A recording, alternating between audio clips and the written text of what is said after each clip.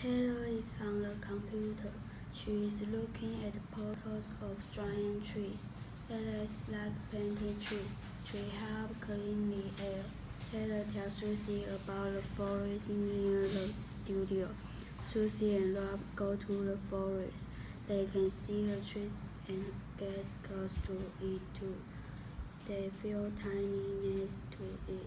They see many trees with large branches. Hey Alex, come and look at these photos on my computer. Wow, those are big trees. Why are you looking at them? I'm writing a news report about them. I like trees. I planted some by my apartment this year. Good for you. What did you do then? Tree help clean the air. Taylor, what are you doing? I'm writing a news report for you and Rob. What is it about?